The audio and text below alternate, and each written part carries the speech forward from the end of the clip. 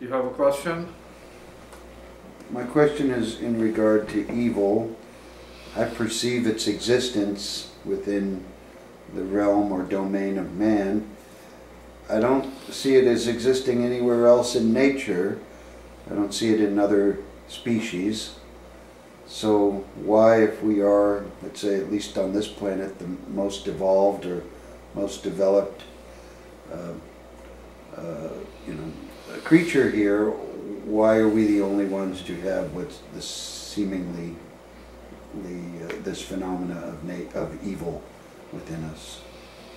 How did it come to be? Well, I think we can answer any of that for the most part, but we can question whether or not by evil you mean fear.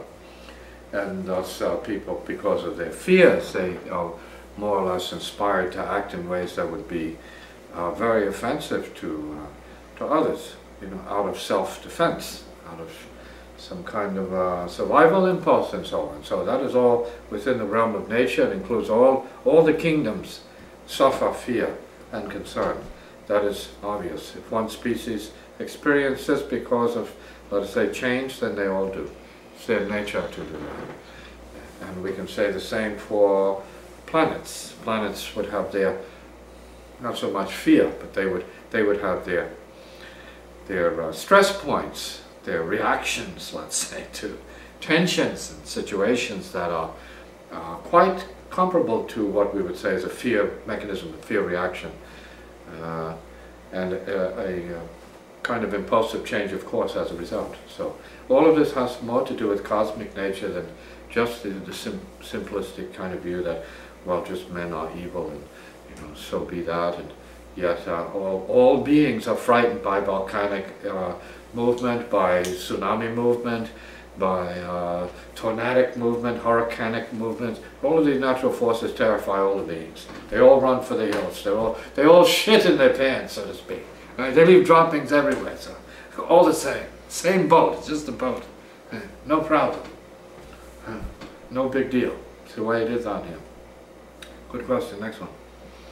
Well, let me ask you about relationships between beings, because you seem to be somewhat alone or apart in advocating people getting in touch with aloneness. It's not a popular message, so can you kind of expound on that? Well, I think that aloneness is a symbolic device, word concept. It has to do with peacefulness, and in the original sense, not peaceful in terms of a negotiated kind of conclusion that is agreeable to two peeps or to parties and so on. That's not necessarily peace. It's some kind of temporary condition that is agreed to be certain kind of solution for the moment. People can walk away from feeling, well, there's no real hostility to be concerned about under the circumstances. We are okay with this situation. But here we're speaking about a whole different level, core level of peace, fullness. And what that says about these things that are of concern to beings of a lesser, let us say, level of enlightened being, or conscious realization of consciousness or awareness as an awarenessness of itself. So then it's all about state of consciousness and whether or not anyone should remain in their state of consciousness or look towards mentoring for access to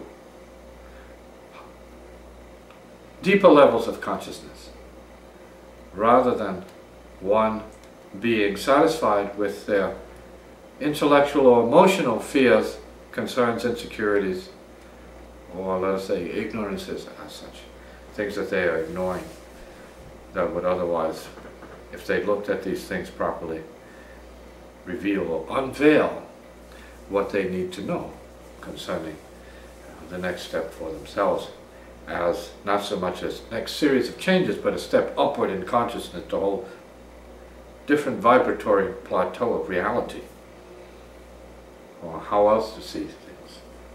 That's what the mentoring process provides the individual with, and that is a different viewpoint, a different way of being, a different level of reality, not to look at it as separate, but to look at it as part of oneself, and maybe the next step for the individual, and for maybe even the whole planet at some point, perhaps, and maybe the galaxy together.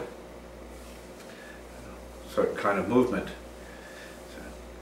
since the changes occur in wavular forms. Wave, like solar flare waves. The solar star is affected by what it's affected by, and its reaction manifested. Flare, which causes reaction here, passes over the Earth, goes on, causes other reactions ad infinitum, because the solar source is reactive. It's a nuclear generator, so-called. And so on. It's part of the process. So to be identified with change is one thing. To be identified with that which is changelessness is another thing. And the choice is yours as to what to be preoccupied with. Next question. So to continue on that, can beings, let's say, exist in relationship and at the same time recognize their individual fundamental aloneness and support each other? In other words, are relationships necessarily destructive? Are they potentially constructive? Well, is there another way you would like to frame that? Are you saying you need a girlfriend, or if you should have a girlfriend? You're lonely. You need some comfort. Not particularly, no, but nonetheless, the questions come up. Yeah, neither are real. Relationships and non-relationships are not an issue. They're not real, because everything is already in perfect relationship, whether you can see it that way or not. Is a whole, let us say, level of consciousness. So, to have or not to have relationship is a mental issue. It's an intellectual or psychological, perceptional issue. It's not reality, because from the viewpoint of all at onceness, everything is perfect, always. Exactly how it is. You know, stepping over a building, perfect, photo, boop, perfect. Huh? Hitting the ground, perfect. Everything is lawful as far as that goes. So, burning, perfect. Dying, perfect. Living, birth, perfect. All of it, perfect. As it is. This is not for or against phenomena, living situations, or not living situations. Just the way it is. The way it isness of it all. So when it is personal, then it is, as you say, this, that, is this good, are these peeps better, are we better to do this, are we better to that? You're better off practicing the right mentoring to transcend your preoccupational distraction with phenomena of the social, personal, human, or not so human levels of karma. You're talking about karma and not really seeking enlightenment. So there's no real balancement there to speak of. But there is this conditional, being in the karmic stream of maybe this will work, maybe that will work, maybe I should find happiness here, and I find happiness there. And you don't want happiness at all, because happiness is not dependent, real happiness is not dependent upon conditions, relational or otherwise, because again, that is a misperception of the true nature of reality when you start isolating relations. Find the right mentoring so that you have the bigger view of things, and you may find yourself accessing more peace, and your heart in turn will start to feel already completely fulfilled in its true relationship, satsang, with the whole life.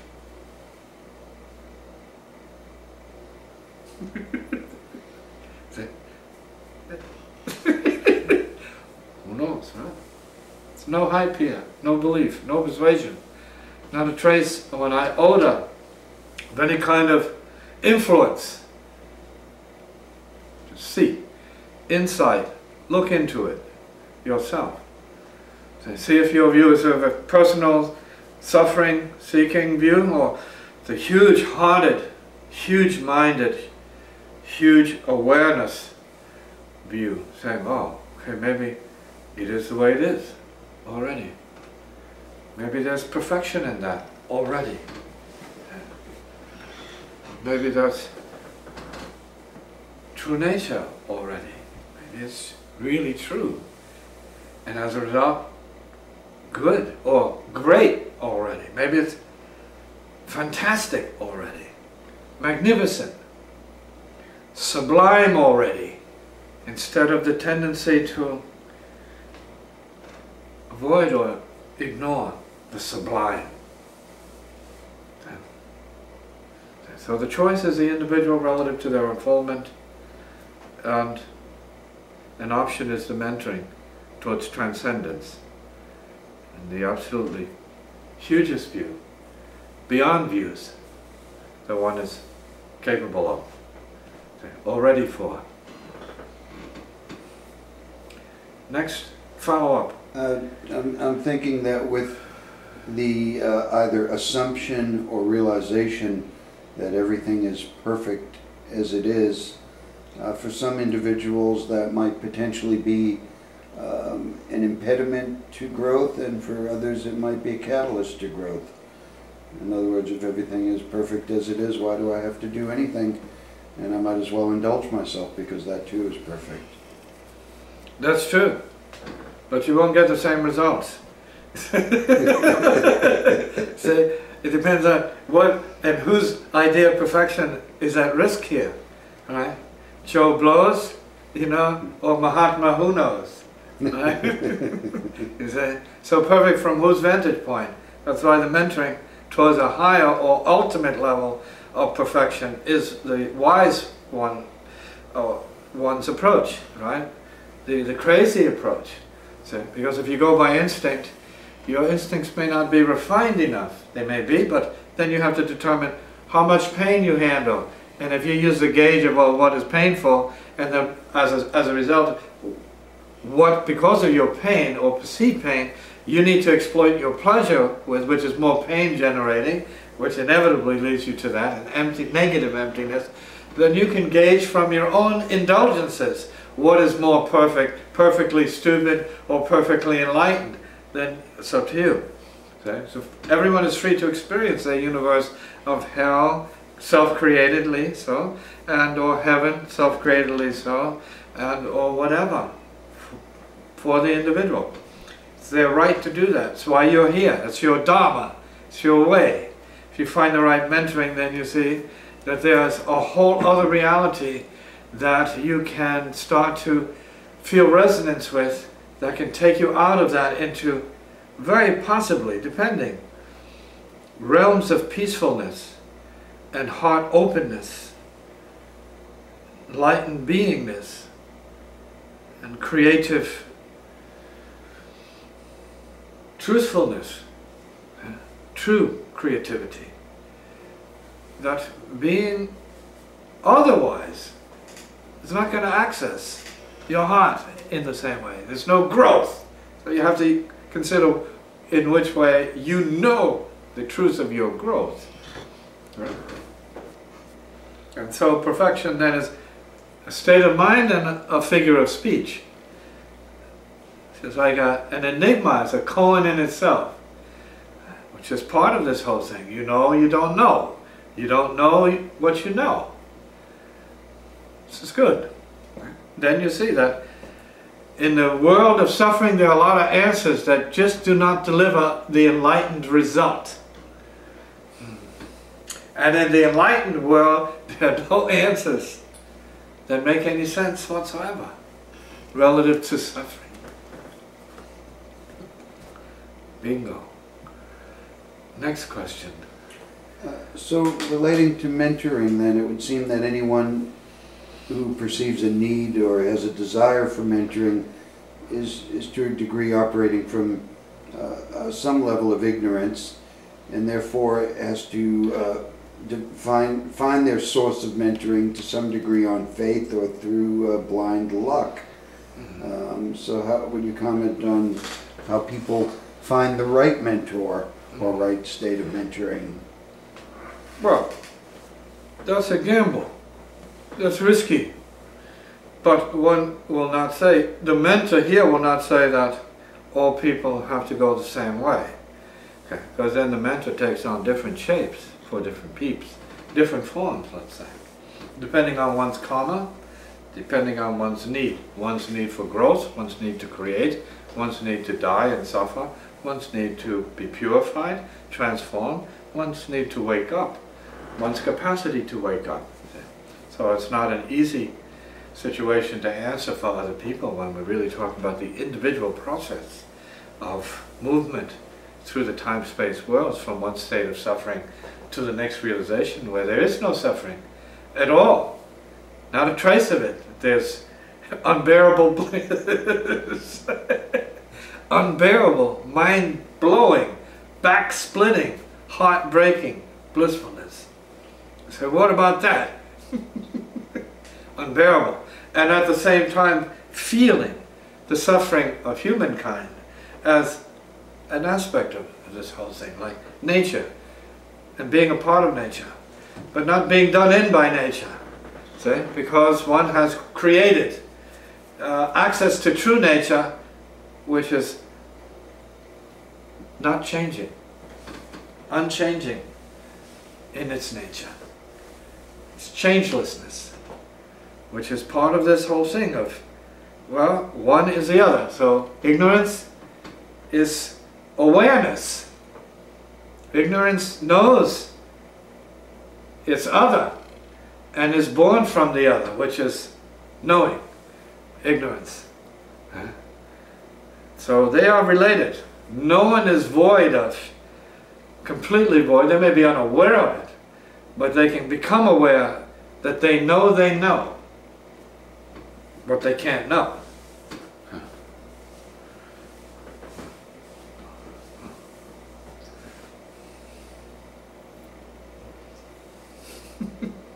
Yes.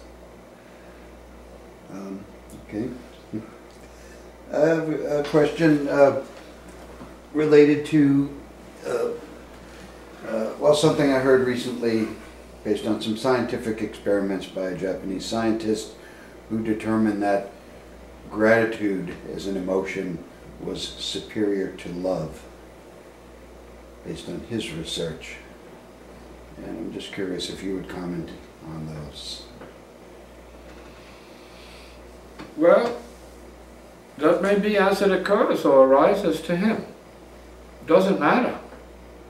Once the heart opens, it doesn't have any labels for itself. It doesn't see itself as necessarily gratitude or love or compassion. It is just pure radiance, pure fire, like peace, pure fire. Beyond words, it's wordless. Sight could be a materialistic, perhaps, pursuit, a materialistic system, method for perceiving one thing over another, or one thing relative to another. That's its nature, is materialize things based upon the observation of effects and causes, if you can find any, and processes that are predictable to some degree. So all of that is the scientific method, which I think is well established in the world. But again, scientists are not enlightened beings, so what they say must, because of that, be taken with a very, very definite grain of salt, because they are seekers trying to find out what it is. We don't know if the person has been awakened at the heart level or not, and whether or not awakenment at the heart level would ever make that conclusion. So you have to believe one thing or other as you are inclined to, relative to one system or other. You have to know for yourself. You have to know if gratitude is superior or inferior to love or compassion or mercy for you, see? Or heartfulness, whatever you want to call it. Who cares? For some people, that's, let's say, gospel. It's a revelation. Right? Like Jesus is love. Right? Or God loves you. Right? Nobody knows what it is. They haven't seen it lately, except for some it's this sorry, very tragic character, sorrowful character on the cross. So love is that, or meditating Buddha, right? Hindu yogi type, right? Love, right? Is there. Or a parent, you know, tapping a child gently on the head, love. Or the next person, you know, kind of like petting their cat, love, right? Right? Someone feeding the fish, love, right? So, who's to say what it is better than the next? Who cares? You need to know for yourself when your heart opens. In the meantime, when you're not evolved, then you need to maybe look towards these authorities for some sense of credibility, some sense of correspondence with your experience, some sense of leadership for you, some direction, some guidance, guidelines, some sense of knowledge, right, to base your experience on or your behavior on, some kind of validation of self and so on, until you wake up and everything disappears. And you see it for what it is, which is nothing. And yet you're open to everything. You can hear everything, you can see everything, but the bottom line is, it's nothing. Okay? Yet it is something. War is something, money is something, everything is real, yet it is not. You figure it out. Okay? The fool on the hill sees the world going around, right? And so this is part of the paradox of knowing beyond knowing, and thus having no real answers that make a difference to those that don't know and can't know because they don't want to know. They're not interested in knowing anything beyond what they know, or assume is true enough for them to know. So you have to ask how much of that is real to you, or how much of that is a step you're willing to take to get beyond whatever that might be for the next person. You have to know what you're here to do and where you need to go for the next step in your growth. So it's a growth-based question. I'm not growing, or I am growing. I'm making strides in practice or not, depending on what it is you're knowing you need in terms of your next step. Up, down, here, moving, stopping, starting again, whatever. It's all in the mind until you enter the field of silence, and it's less questioning, more understanding, and less investigation, in a manner of speaking, or research, because there's now the function of intuition that is starting to make its presence felt, and you start to know by itself, for itself, what it is you're here to do. So you say, no, I don't think anymore, I know now. I'm not feeling anymore, I know now. So it's not about people anymore, because I know now, so let us say. Or it knows now for itself. So there's a possibility. Again, all of this comes through mentoring guidelines, which is a form of grace for those who understand the process properly. It's not about manipulation, there's no concern for that, but it's gracious sharing in the spirit of coming to terms with mastery for yourself and thus for others, keeping the light of mastery, let's say, available as a form of illumination for others. Say, ah, yes, this is true. There's light here. See? Even if you don't realize it completely yourself, you know that you are where you should be as far as that goes. Say, no, this is the next step. This is a stepping process. Beginning to see more, understand more, hear more, feel more, and be more part of the light, and I'm letting it work for me, in a sense. I'm seeing it manifest itself, by itself, for itself. And so it is. Nothing is happening. Next.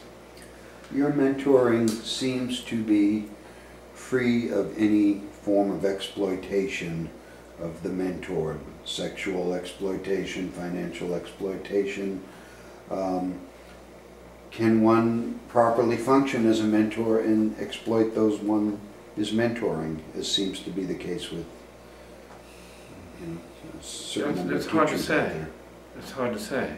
In a sense, you can, if necessary, operate as freely as you need to operate freely. That is, free of entanglements and free to get entangled. It depends on what is recognized as what your service is. Because if you have a sense of classical understanding of masters, they get into your stuff. They wreck your life, all right? And they become intensely personal and catastrophically influential, in a sense. If you look down the Zen traditions, you see ears being lopped off, fingers being chopped off, who knows, noses being lopped off in the spirit of enlightenment, humor, crazy wisdom, and worse. So, can't comment on that beyond a point. You said earlier, crazy wisdom. What is necessary for enlightenment? What kind of a shock, as it was said earlier, is necessary to wake one up? Death always helps. Death is always a good thing. You can count on death to shock you and put you through some kind of a wake up call. But what is necessary? It's hard to tell what anyone would be needing to do to help the next person out. What is hit them over the head with a bottle? Who knows? You could be still. Maybe that's the cruelest thing you can do to the person. You can be loud and crazy. Maybe that's the best thing you can do to the person. Get drunk with them? Who knows? We're not in that position to say what is best. Person has a car wreck, wake up to the spirit. Who's to say it's the worst thing, the bad thing? You understand? It's hard to put a self-projected judgment on that because you don't know, you're not there. You're not in the mix as such until you are in the mix to determine for yourself whether what happens to you, whatever it is, wakes you up, empowers you, shakes you up, and enables you to be stronger, which is then growth centered, more so than you are before whatever it was catastrophically happened or progressively happened. As soon as we recognize that when a child says to the mother, I don't want to live here anymore, it's a catastrophe. Some parents want to kill themselves because they feel they failed. And it's just a little decision the kid made. You know, I'm tired of being here. It's time for me to take a step one way or other. You understand? Where does a catastrophe begin or end in this universe of misperception, ignorance, delusion, and self-created suffering? Which is a good question. Say, who knows? War wakes people up. It gets them off their butts. Puts others to sleep. They're bored with it. Can I have my TV remote, please? And the war's going on. They're not here yet. Don't worry about it. I got something to watch. When they knock on my door, I'll deal with them. You see? Who knows? The idea is to find what to practice, most importantly, and continue to do the practice, which means the deepening of your consciousness into silence and quietness. Right? Spiritual meditation, if you want to call it, or self-transcending, purificational practice, including contemplation and meditational techniques, which have to do with the deepening of your awareness into deeper states of awareness, so that then you become part of the unconscious in a proper way, and you can work from that to see what is true and what is not true, as opposed to, or different from, not merely opposed to, your conventional, say, your ordinary sort of social, educational solutions, conclusions, knowing, or doing, or being, which obviously is not enough. Say, having the comfort you want, it's not enough. Having people be nice to you, it's not enough. You need shocks, which is the point. What kind of shocks are necessary? Every nation has their shocks. Every family has their shocks. Every family has their tragedies. Every family has their deaths. Every family has their suffering as part of their purification. Part of their purification in the sense of learning lessons of loss, for the case of detachment.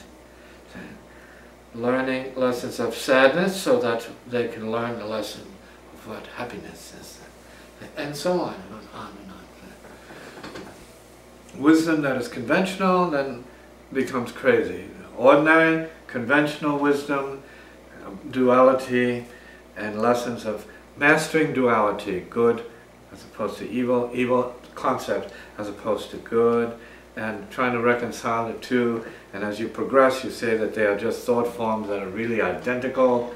They're just thoughts, and you have to start getting beyond that, because they're programmed thoughts that enable you to be stuck in the mental, stuck in the intellectual, stuck in the dualistic, in the conceptual, and there's no relief from that unless you have the mentoring that's going to say, you know, now you have to make light of your heaviness.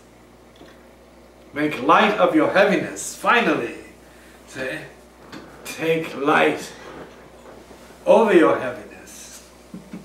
Take light to heart, because you've taken heaviness, say, to heart. And it has made you unhappy. Take light to heart, and maybe it will lighten your view, your way of life, your practice, your service to others. You be the judge of that. Next question. Next question would be that seem to be a number of people, and it's been commented on by other masters, as for example Gurdjieff talking about people as machines. Other people saying people have no soul, because there's been no development, no awareness developed, no desire to develop any understanding. And so would you comment on you know, that type of being who's essentially asleep or even automated? That's the ordinary man, right? We're talking about beings. We can use different words, because I use the concept of the river of blood as the beast, if we will call it the beast. And that means that which is sleep-inducing, to keep you feeling real in gravitational terms. Heavy, unhappy, depressed, moody, gloomy, emotional, right? Concerned, upset, neurotic. The list is endless there. All darkness, right? Humanity at its dark best. Right? It's part of the progression. You start with the dark best as a norm, because you are born into unhappiness, the dark best.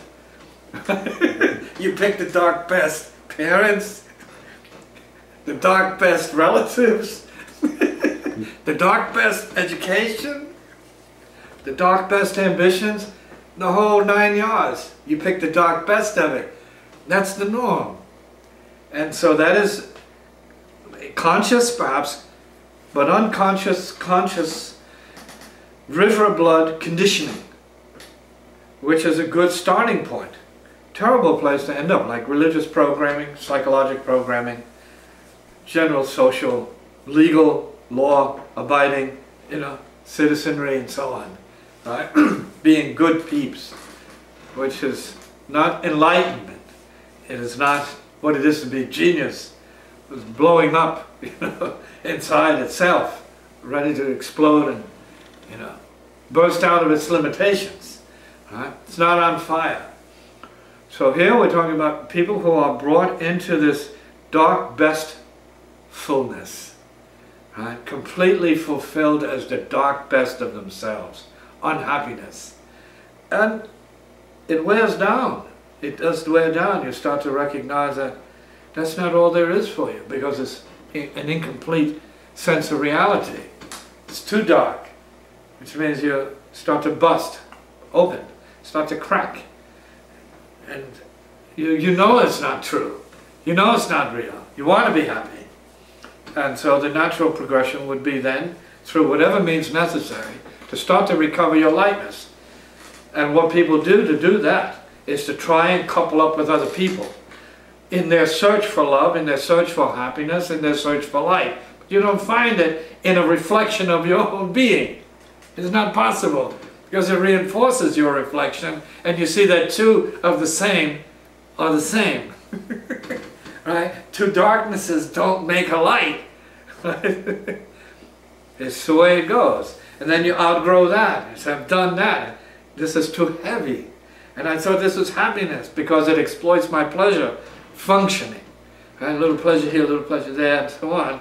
Doesn't equal liberation or creative intelligence beyond the point. Enough to know what you really need to do for yourself without needing to go over to the mentor's camp or the mentor's school, say, or the mentor's sanctuary for help.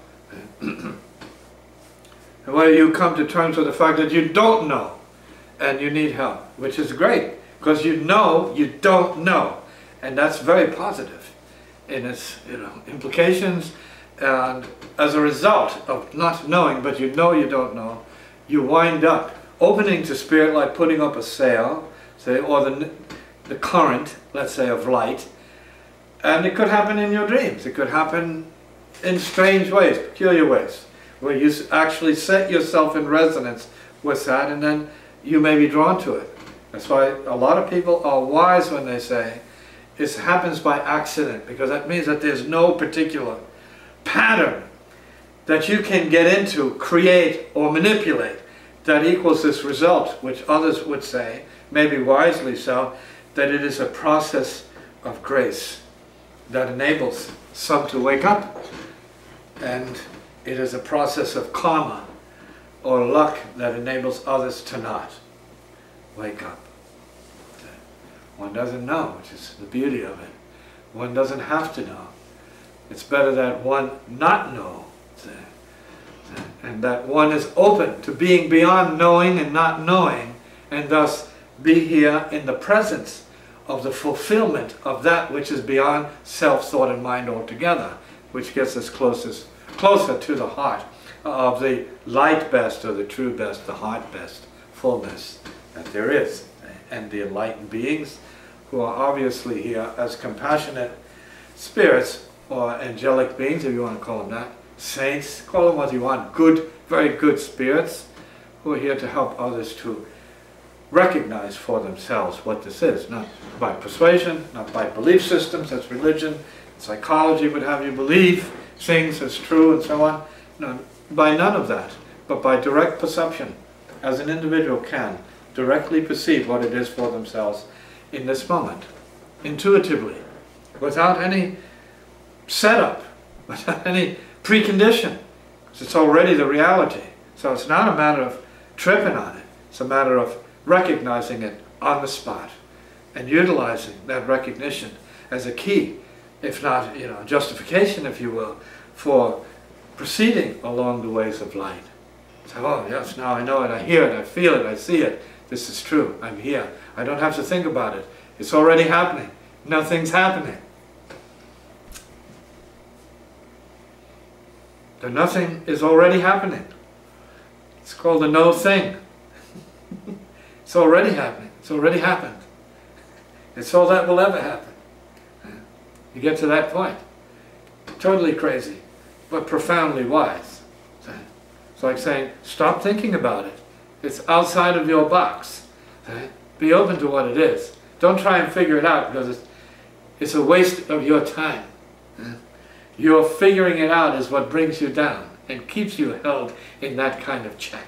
It's a box you're willing to tolerate to have yourself in.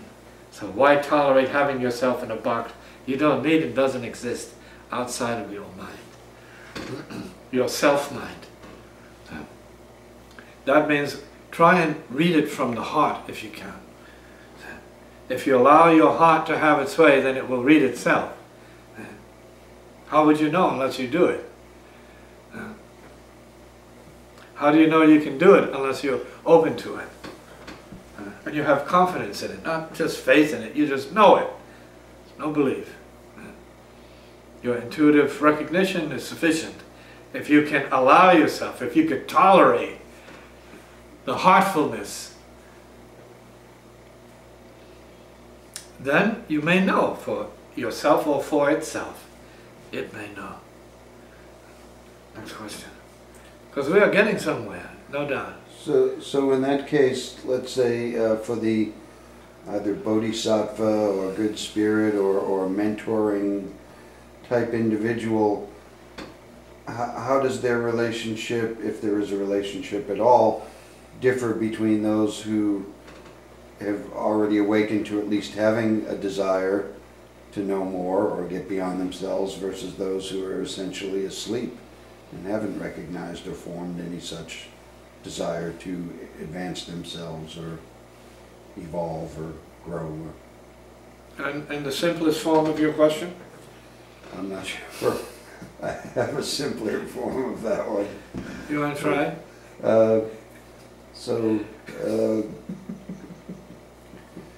Do we essentially treat all people as equal, or is there some value in recognizing here's an individual who's expressed a need or a desire, and here's one who's quite content to stay asleep as they are? What is the real question? What's the issue? Was that to be or not to be friendly? No, I'm not sure where I'm going with this. Yeah. So, clarify it for yourself. Well, the bodhisattva view exists to say that I'm here to serve all beings. That you have no choice but to do that anyway.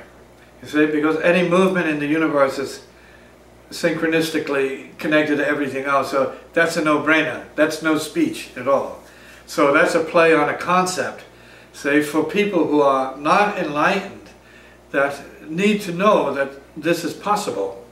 And so these, what would appear to be dogmatic principles and conclusions or assertions, right, these recognitions, right, or these particular kinds of statements. Say, well, if you are this, this is what you do. Say, all of that is part of your training. You have to have faith in that. Because once you have the awakening, you just do what you do. It's not because anybody else did or anybody else told you. You know, if you see the ball coming at you, if you see a bowling ball coming at you, you just duck. And you better.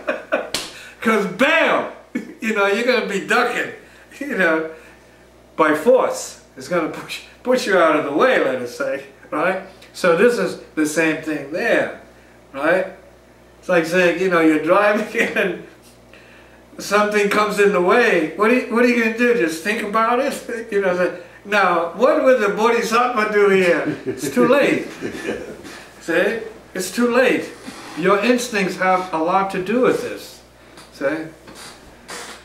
And that's the fact of the matter. It's not about that except as a teaching mechanism, the bodhisattva and other beings.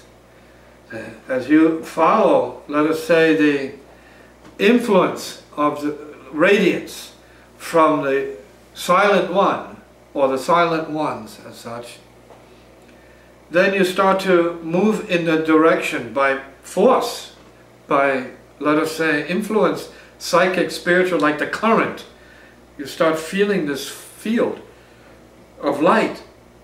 It's like, you can fight it, I guess, in the beginning, if you don't know what it is, but after a while it's like a love current. You say, oh no, this is it. It's going, and nothing happens. Nothing happens. You're in the stream, and it carries you. And thus nothing happens. You don't have to do anything about it. It's already there. See? And you're going there.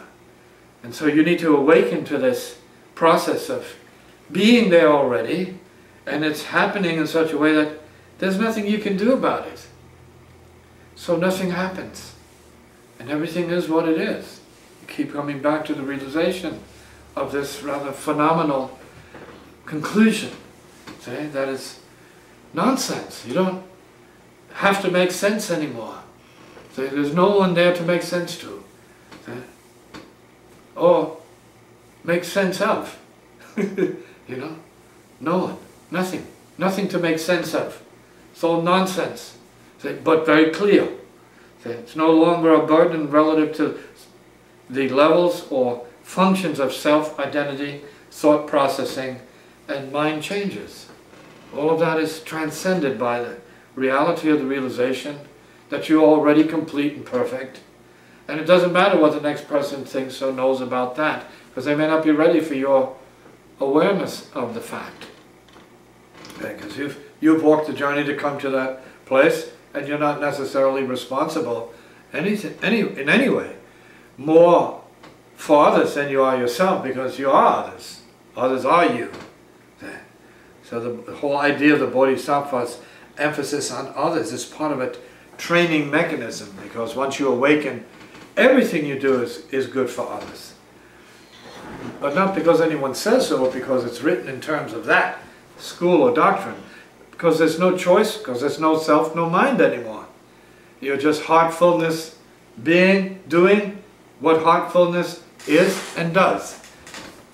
Very simply, spontaneously. Absolutely.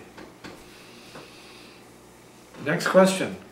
This has been very good for those who can hear this.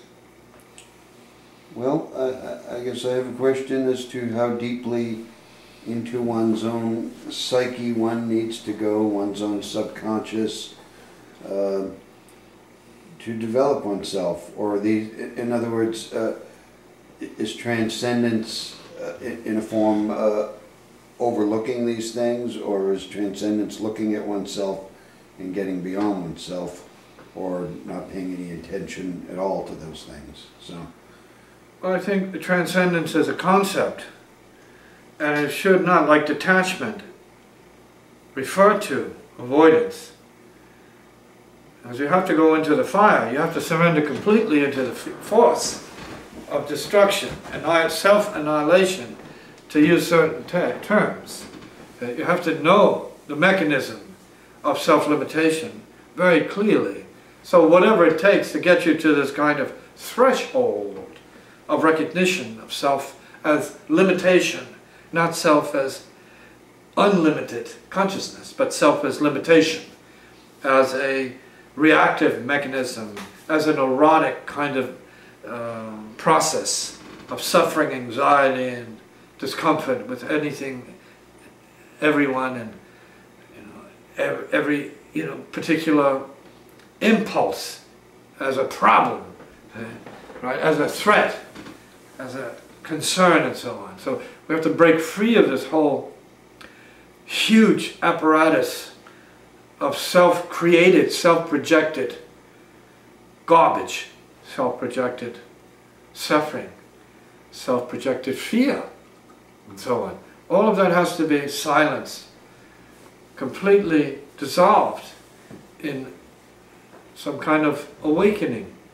to what is not noise, to what is not self, and what is simply heartfulness.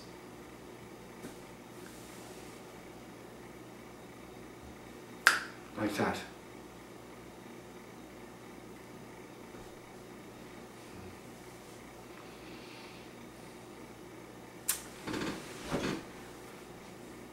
And whatever it takes to get to that, let it be. So be it.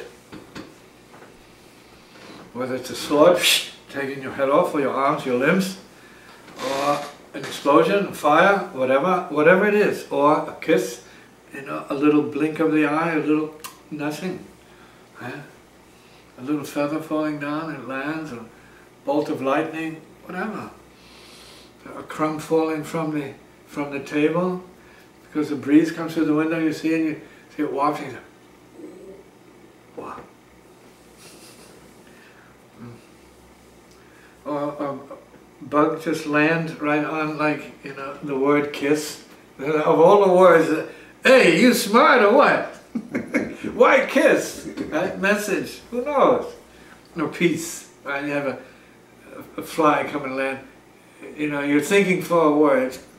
And it lands right on the word peace. So, whoa! Waiting for you.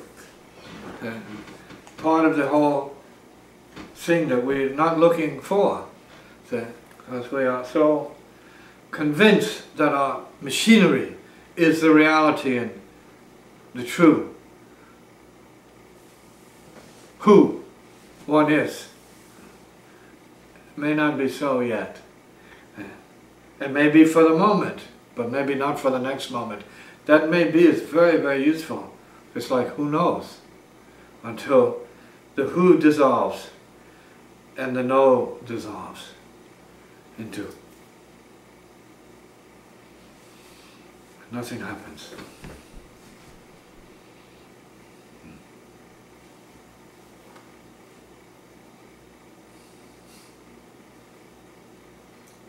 Well, so related to that, I suppose, is what I've been going through of feeling some need to, let's say, look at my own dark side. At this point, in the spirit that I've learned from you of learn it to burn it.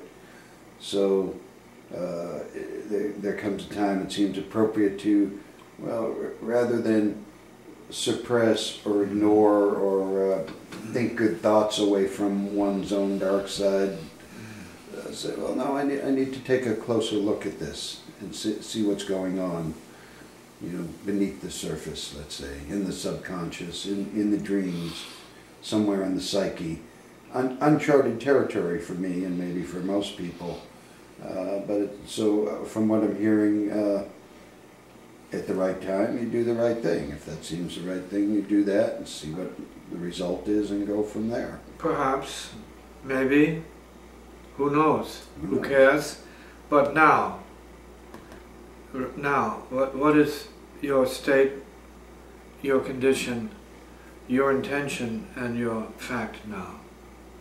Okay. And you see that as you look, you're not going to find this thing you call darkness, your dark side. Or earlier you were speaking like almost in a kind of quietly glorificational way, the evil, right? The enemy, right? It's all shit. It's just, it's real because you make it real. Because the next man, or maybe an enlightened master, is not going to agree with any of that. And maybe there's something wrong with that in your mind. Why don't you get it? You know, you're supposed to be enlightened and you don't see anything I'm talking about. And you know,